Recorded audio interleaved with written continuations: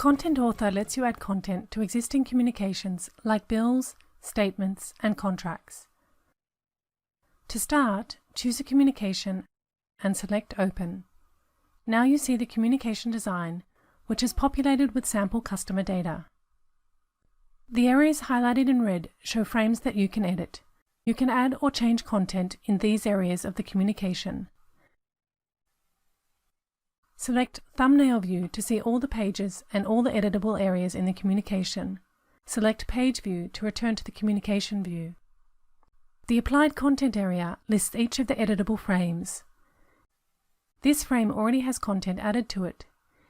If you want to change the content in some way, select the frame and then select Edit Content.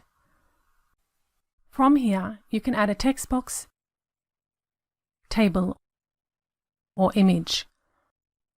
On the toolbar, you'll see familiar options like copy and paste as well as text formatting. If you make a change in the content and select Keep Changes,